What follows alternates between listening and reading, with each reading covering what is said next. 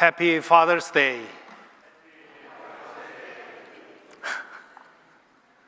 네, 그동안에는 이런 특별한 일을 만날 때마다 빈 예배당에서 카메라를 보고 인사를 하면 아무도 대답하는 사람이 없어서 썰렁했었는데요.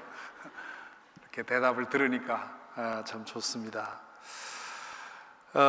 여러분은 어떤 아버지를 두셨습니까? 또 여러분은 어떤 아버지이십니까? 지금 기도하신 형제님의 기도대로 아버지의 모습은 참 다양하지요. 많은 이들에게 아버지라는 이름은 애증의 대상인 것 같습니다. 한편으로는 가장으로서의 짐을 져야 하고요. 그래서 가족들과 잔정을 나눌 그런 여유가 없고요. 그러다 보니 사랑하는 방법을 배우지를 못하고 사랑할 줄도 모르고, 그래서 입을 열면 실언이 되고 뭘 했다 하면 주책이 되는 그런 것이 우리 아버지들입니다. 그래서 아버지들은 나이가 들어갈수록 외로워지는 것 같습니다. 어느 시인의 어구에 아버지의 술잔엔 눈물이 절반이다, 그런 어구가 있는데요. 외로워서 눈물 흘리고 또 힘들어서 눈물 흘리는 것이 우리 아버지들이었던 것 같습니다. 물론 오늘날의 아버지들은 또 좀 달라졌습니다만은 그럼에도 불구하고 그래도 사랑을 할 수밖에 없는 것이 우리 아버지들 아닙니까? 어쨌거나 아버지에 대한 생각이 마음에 사무쳐서 은혜가 충만한 분이든지, 아니면 아버지를 생각하면 쓴물이 올라올 정도로 상처가 컸던 분이든지 간에 모든 아버지들에게, 그리고 아버지를 생각하는 모든 분들에게 주님의 평화가 임하게 되기를 기원합니다. 지난주에 로마서 1장 1절에서 바울 사도가 당신 자신을 소개하는 이야기를 보게 되었죠. 1장 1절에서 바울 사도는 자신을 세 가지 말로 소개합니다. 첫째는 나는 예수 그리스도의 종입니다. 두 번째는 나는 사도로 부르심을 받았습니다. 세 번째는 나는 하나님의 복음을 위해 따로 세움을 받았습니다. 이렇게 소개한 후에 바울 사도는 이 하나님의 복음이라는 말을 좀 더 부연해서 설명을 합니다. 복음이라는 말은 기쁜 소식, 그런 뜻이죠. 일반적인 의미로 기쁜 소식은 자신에게 일어난 어떤 좋은 사건을 말합니다. 예를 들면 자녀가 꼭 가고 싶었던 대학이 있어서 진학을 했는데 합격 통지서를 받았다든가, 혹은 대학을 졸업하고 어느 회사에 지원을 했는데 꼭 가고 싶어서 거기서 일하고 싶었는데 그곳에서 허락이 온다든가, 의사가 암일지 모르겠으니 조직 검사를 하자 해서 검사를 했는데 암이 아닙니다 라는 통보가 오거나, 혹은 암 진단을 받고 수술을 하고 키모를 하고 1년 2년 가까이 치료를 하고 나서 의사로부터 이제 암이 사라졌습니다 라는 완치 판정을 받을 때, 이럴 때 우리는 기쁜 소식이다, 혹은 복음이다, 그렇게 얘기를 하지요. 이건 일반적인 의미이고요. 성경에서 복음, 기쁜 소식이라고 하는 것은 하나님께서 구원의 역사를 시작하셨다, 그런 뜻입니다. 하나님께서 구원의 역사를 시작하셨다, 그것이 우리에게 기쁨의 소식이요 복된 소식이라는 겁니다. 어떻게 하나님이 구원의 역사를 시작하셨느냐? 당신의 아들을 보내심으로 구원의 역사를 시작하셨다는 겁니다. 그래서 오늘 읽은 2절, 3절에서 복음에 대해서 이렇게 설명을 합니다. 이 복음은 하나님께서 예언자들을 통하여 성경에 미리 약속하신 것으로 그의 아들을 두고 하신 말씀입니다. 바울이 생각하는 복음은 하나님의 아들에 관한 것입니다. 나사렛 출신의 예수라는 사람, 요셉과 마리아의 아들로 자란 사람, 30세쯤 되어서 세례 요한에게 세례를 받고, 그리고 세례 요한이 체포되자 갈릴리에 나타나셔서 두루 다니면서 가르치고 병자들을 고치고 귀신을 내어 쫓고 여러 가지 이적을 행한 그 사람, 얼마 후에 예루살렘에 오셔서 예루살렘에서 유대 권력자들에게 고발을 받아서 로마 총독에 의해서 십자가에 달려 죽은 그 사람이 하나님의 아들이라는 것이지요. 그 사람이 하나님의 아들인 것을 어떻게 믿느냐? 로마 시대에 십자가에서 달려 죽은 사람이 수백만 명이라고 하지요. 한때는 십자가를 만들 나무가 부족할 정도로 그렇게 로마 제국은 십자가형을 많이 행했습니다. 그 수많은 사람들이 십자가에서 죽었는데 왜 예수만 하나님의 아들이라고 하는 거냐? 당시에 유대 땅에 내가 메시아라고 스스로 자부하고 자처하던 사람도 굉장히 많았습니다. 그런데 왜 그들 가운데 예수님만 메시아라고 하는 거냐? 그 나사렛 출신의 그 예수가 하나님의 아들이요 하나님이 보내신 구원자라는 걸 어떻게 믿느냐? 거기에 대한 대답이 이어지는 3절과 4절의 말씀입니다. 이 아들은 육신으로는 다윗의 후손으로 태어나셨으며 성령으로는 죽은 사람들 가운데서 부활하심으로 나타내신 권능으로 하나님의 아들로 확정되신 분입니다. 예수, 나사렛 예수, 십자가에서 달려 죽은 그 예수가 하나님의 아들이라고 하는 이유가 크게 두 가지인데, 하나는 그가 다윗의 자손이 되셨다는 이유입니다. 예언자들은 오래전부터 다윗의 자손으로부터 메시아가 날 것이라고 예언을 했지요. 예수님은 요셉이 자신의 아들이 아님에도 불구하고 마리아를 아내로 맡고 그의 아들을 자신의 아들로 받아들임으로써 메시아의 가문에 입적이 되었습니다. 그럼으로써 그분은 그 조건을 갖추었지요. 그러나 다윗의 자손에서 얼마나 많은 사람들이 태어났겠습니까? 그것만 가지고는 부족합니다. 또 다른 결정적인 증거가 있었으니 그것이 죽은 사람들 가운데서 부활하셨다는 사실입니다. 옛날 몸으로 되살아난 것이 아니라 신령한 몸으로, 아무도 한 번도 보지 못했던 그 몸으로 변화되셨습니다. 이런 일은 한 번도 없었지요. 그러므로 십자가에서 달려 죽은 그 나사렛 예수는 특별한 존재라고 하는 것이 이 부활을 통해서 드러났습니다. 예수님은 살아계신 동안에 당신이 하나님의 아들이라고 하는 사실을 여러 번 말씀하셨고 암시하셨습니다. 그런데 그때까지는 아무도 그 말을 믿지 않았습니다. 이 사람이 도대체 누굴까? 저게 무슨 말일까 궁금은 했지만 그 말을 그대로 받아들일 수가 없었습니다. 그렇게 말한 사람들이 많이 있었기 때문이죠.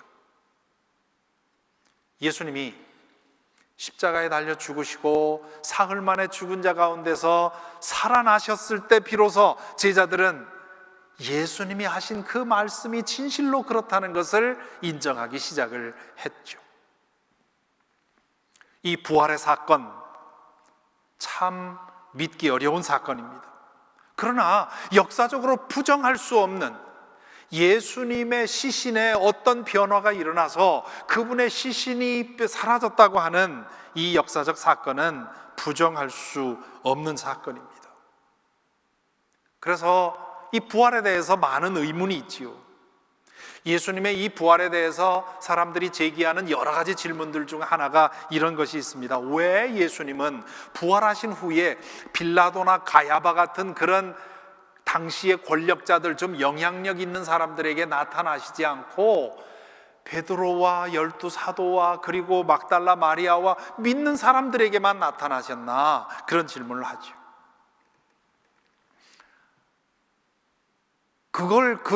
그런 질문을 하면서 이건 믿는 사람들이 조작한 거다, 이런 주장을 합니다. 그런데요, 그 질문에 대해서 대답하기 위해서 생각해 볼 것이 있는데, 뭐냐 하면 제자들도, 베드로와 요한과 야고보와 그 예수님과 3년 이상 함께 지냈던 그 제자들도 예수님이 부활하셨다는 사실을 단박에 받아들이지 못했습니다. 예수님을 여러 번 만나면서, 그러면서 예수님에게 일어난 이 사건이 무엇인지를 생각하고 고민해 한 후에야 비로소 이것이 예수님이 말한 그것이구나 하는 것을 받아들일 수 있었죠. 그렇다면 빌라도나 가야바 같은 믿지 않는 사람들에게 예수님이 나타나셔서 말씀을 하셨다면 그들이 어떻게 느꼈을까요? 아마 귀신이 나타난 것 정도로 치부하고 말았을 것입니다. 믿지 않는 사람들에게 나타나서 당신을 보여줘 봐야 아무런 소용이 없었기 때문에 나타나시지 않은 것이지요. 이 부활이라고 하는 것은 인류 역사상 한 번도 있어 본 적이 없던 것이기 때문에 그것이 무엇인지를 제대로 알기 위해서는 상당한 시간이 필요했습니다. 그렇기 때문에 믿지 않는 사람들에게 보여줘 봐야 소용없는 거죠. 예수님을 알았고 예수님이 누구인지 알기 위해서 씨름하는 그 사람들에게 여러 번 나타나 보이셨을 때 비로소 그들이 부활을 믿었고, 그들이 믿었기 때문에 오늘날까지 이 부활의 신앙이 우리에게 이어져 오고 있는 것입니다. 그렇다면 예수님이 부활하심으로 하나님의 아들로 입증되셨다는 것이 왜 기쁜 소식이 되는 겁니까? 2절에 보면 그 대답이 나와 있습니다. 이 복음은 하나님께서 예언자들을 통하여 성경에 미리 약속하신 것이다, 그렇게 말씀하십니다. 예수님이 오신 것이 하나님이 예언자들을 통해서 미리 약속하신 그대로 이루어진 것이라, 그런 뜻입니다. 하나님은 예언자들을 통해서 주전 700년, 600년, 500년, 약 한 300년 동안 수많은 예언자들을 통해서 메시아가 올 것이라고 하는 예언을 해 주셨습니다. 그런데 그 이후로 거의 400년 동안 그 예언자들의 예언이 이루어지질 않았습니다. 예수님 당시에 대다수의 유대인들은 예언자들의 그 예언이 헛소리였을 거라고 생각을 했을 것입니다. 다만 소수의 유대인들만 분명히 언젠가 이 예언이 이루어질 거라고 믿었겠죠. 그리고 믿지 않는 사람들로부터 그들은 비웃음을 샀을 것입니다. 아니, 지난 400~500년 동안 미루어지지 않은 메시아의 예언이 언제 이루어질 거라고 그걸 믿고 있느냐? 예언자들이 착각한 것일 것이다, 아니면 하나님이 약속을 배반한 것일 것이다. 예수님 활동하실 당시에 적지 않은 사람들이 예수님의 능력과 그분의 가르침을 보고 이분이 메시아일 거라고 생각을 했었지요. 그리고 어떤 사람들은 메시아가 되어주기를 기대했습니다. 요한복음 6장에 보면 예수님께서 오병이어의 기적을 이루신 후에 무리가 예수님을 잡아서 왕으로 추대하려고 하죠. 그 왕은 메시아를 말하는 겁니다. 그런데 속절없이 십자가에 달려 죽으시지요. 그로 인해서 예수님이 메시아일 거라고 하는 모든 희망이 한순간에 사라져 버렸습니다. 그렇게 끝난 줄 알았는데 부활하심으로 그분이 진정한 메시아라는 것이 드러났습니다. 그러므로 예수님이 부활하셨다는 사실은 하나님이 살아계셨다 하는 뜻이고요, 하나님이 약속을 지키셨다 하는 뜻이고요, 하나님은 정말 믿을 만한 분이다, 신실한 분이다 하는 뜻이고요, 그분을 믿는 것이 헛되지 않았다는 뜻이고요, 그것이 복된 소식이 된 것입니다. 하나님을 믿는 사람에게 제일 낙심되는 것, 가장 맥 빠질 때가 언제입니까? 하나님이 존재하지 않는 것 같을 때, 하나님이 내 사정에 관심이 없는 것 같을 때, 내가 하나님을 믿고 의지한 이 모든 것이 다 헛것이 아닌가 싶을 때 우리는 낙심하게 됩니다. 시편 73편에 보면 아삽이 그런 회의에 빠진 적이 있습니다. 어렵고 힘듦에도 불구하고 경건하게 살아온 사람들은 더 어려움을 당하고, 악하고 제멋대로 사는 사람들, 어려움 힘없는 사람들, 착취하는 사람들은 점점 더 잘 되고, 이런 상황에서 아삽이 과연 하나님이 있는가라는 의문에 빠지지요. 그래서 73편 13절에 보면 이렇게 얘기합니다. 이렇다면 내가 깨끗한 마음으로 살아온 것과 내 손으로 죄를 짓지 않고 깨끗하게 살아온 것이 허사라는 말인가? 여러분도 그동안 살아오면서 이런 질문 해본 적 있지 않나요? 한 번도 해보지 않았다 하는 그런 특별하게 믿음 좋은 분은 아마 보기 힘들 것입니다. 어떤 문제든지 간에, 어떤 상황으로든지 간에 과연 내가 믿는 것이 이게 옳을까? 특별히 고난을 많이 당하게 되면 그런 질문에 빠질 수밖에 없습니다. 예배 드릴 때 이거 내가 헛된 시간 낭비하고 있는 것 아닌가? 헌금 드릴 때 이 돈으로 다른 일을 하는 게 낫지 않은가? 말씀을 읽을 때 이 책 말고 다른 책 읽는 것이 더 유익하지 않을까? 큰 사고나 질병을 당했을 때, 그런데 도무지 상황이 나아지지 않을 때 정말 하나님이 계신가? 그런 의혹에 흔들려서 결국 믿음을 버린 사람들도 적지 않습니다. 이렇게 마음이 흔들릴 때 가장 기쁜 소식은 뭐냐 하면 하나님이 정말 존재하신다는 증거가 보일 때입니다. 하나님이 우리 가운데 일하고 있다고 하는 증거가 우리 눈에 보일 때, 하나님을 믿고 의지한 것이 헛되지 않았다고 하는 그런 확신이 들 때 우리는 큰 기쁨을 얻게 되죠. 그러므로 믿는 이들에게 가장 중요한 일은 하나님이 살아계심을 생생하게 믿는 것입니다. 하나님의 손길이 내 안에 있음을 보고 사는 것이지요.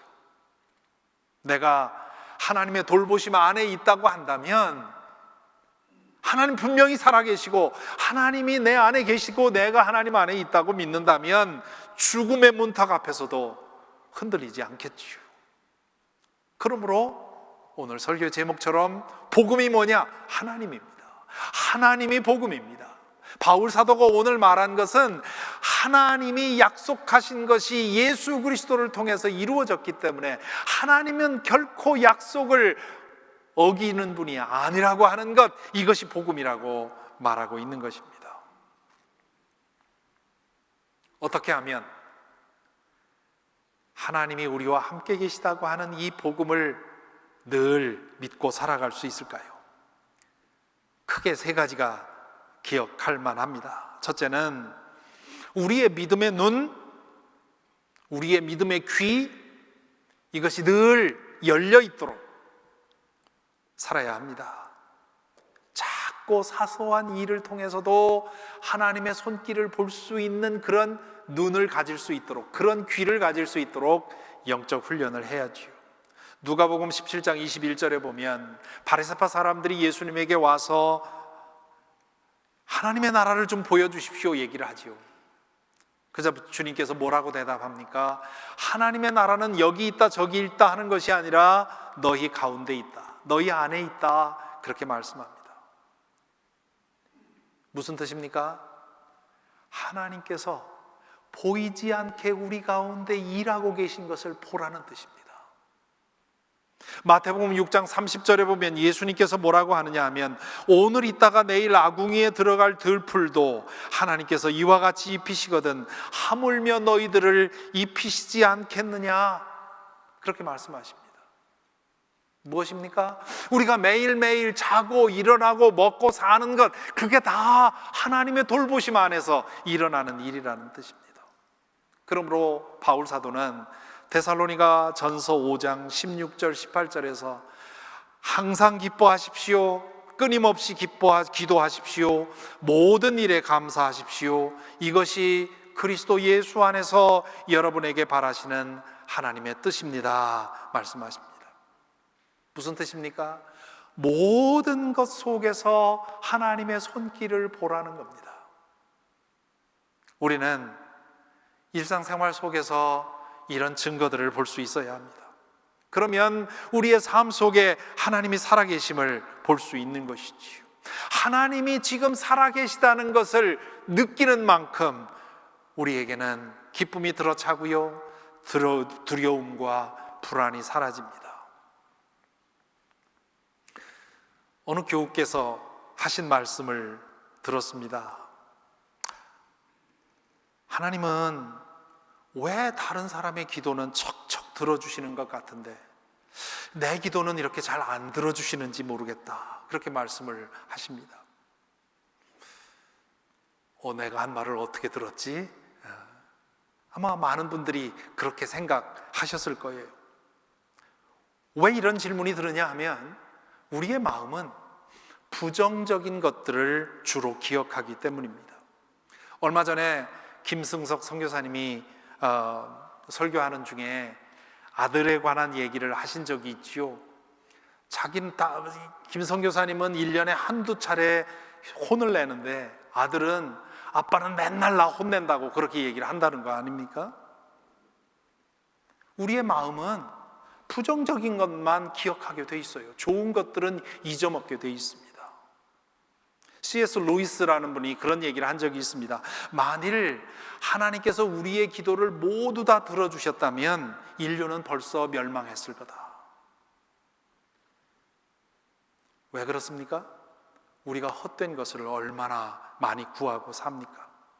만약에 하나님이 도깨비 방망이처럼 우리가 무엇이든지 구하면 그대로 척척 이루어지는 그런 것이었다면 세상은 이미 지옥으로 변했겠죠. 하나님께서 우리의 기도를 골라서 응답해 주시는 것은 참으로 다행스러운 일입니다. 그런데 우리가 기도하는 것 말고도 우리가 원하고 우리가 구하지 않은데도 알아서 해준 것들이 훨씬 더 많습니다. 그래서 감사 일기를 쓰라고 얘기를 하는 거 아닙니까?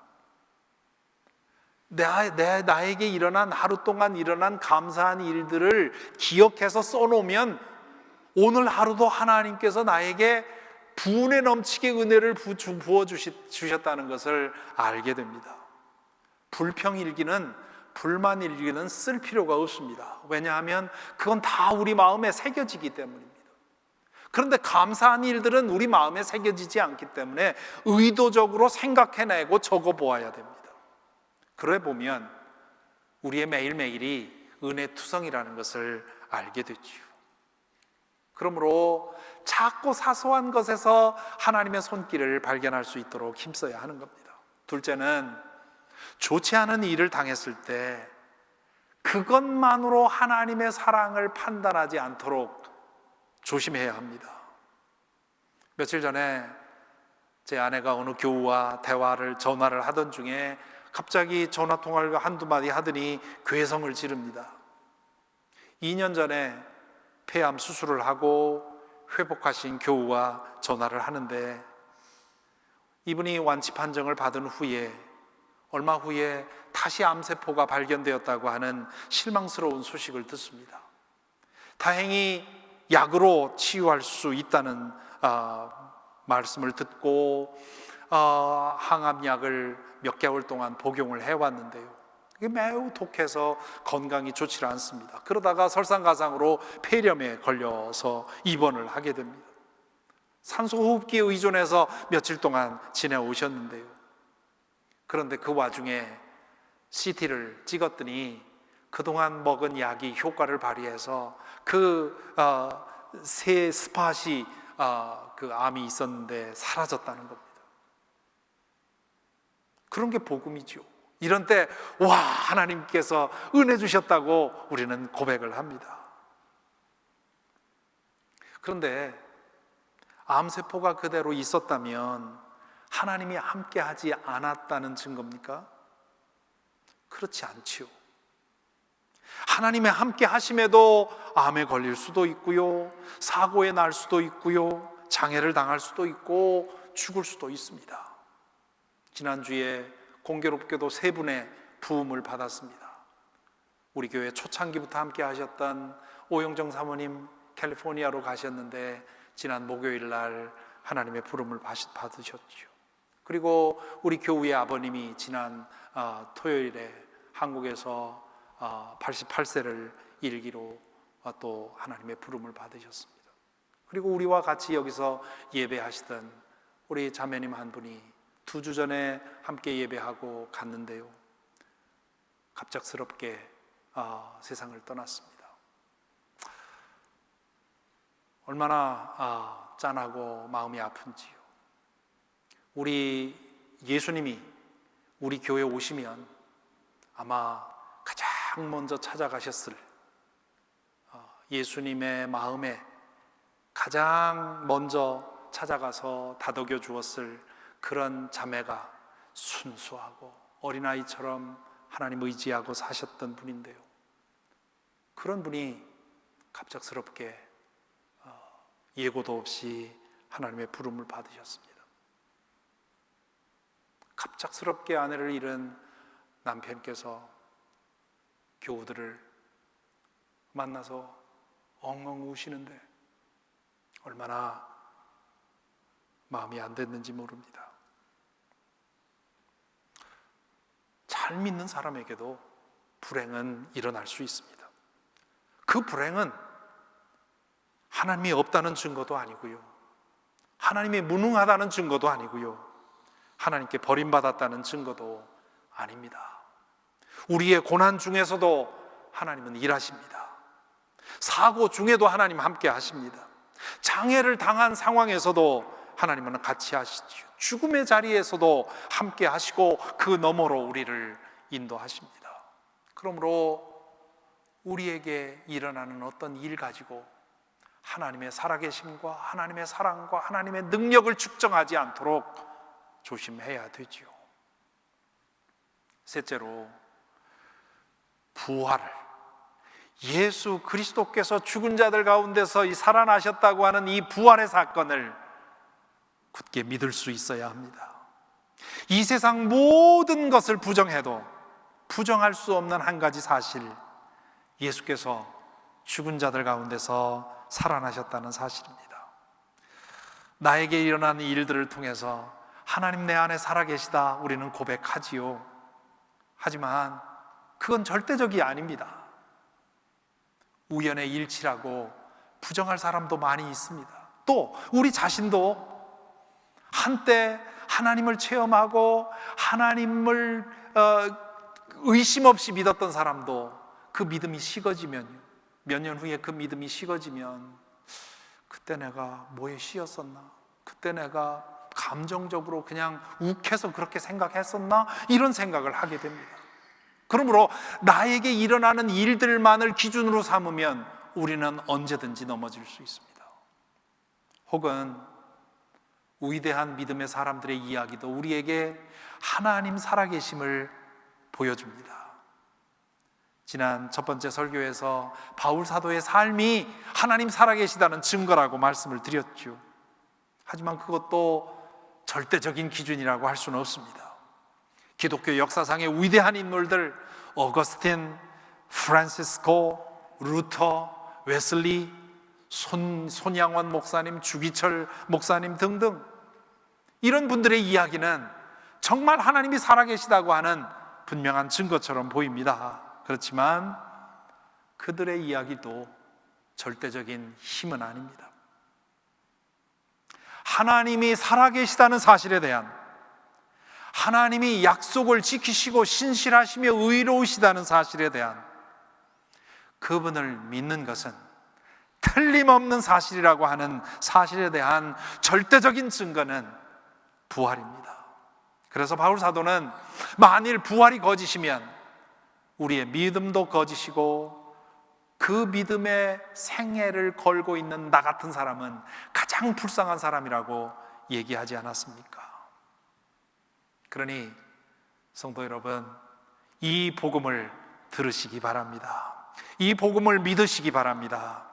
하나님은 살아있습니다. 그분은 살아계십니다. 그분이 이 세상을 다스리십니다. 그분이 우리 가운데 역사하십니다. 그분이 우리를 도우시고 우리를 인도하시고 구원하십니다. 우리는 그분 안에서 영원합니다. 우리는 그분 안에서 거룩해집니다. 우리는 그분 안에서 참된 안식을 누립니다. 그래서 하나님이 복음입니다. 그리고 예수님은 그 증거입니다. 그분은 하나님의 아들이십니다. 그분이 오셔서 우리에게 하나님을 알게 하셨습니다. 부활이 그 증거입니다. 그래서 예수님이 복음입니다. 이 복음을 믿으시기 바랍니다. 이 복음 안에서 사시기 바랍니다. 이 세상에서 우리를 기쁘게 하고 우리를 신나게 하는 일 많지만 예수님을 바라보고 그분의 부활 안에서 하나님 살아계시고 나를 다스리고 계시고 인도하신다고 하는 이 사실로 기쁨을 삼고 살아가는 저와 여러분이 되기를 간절히 기원합니다.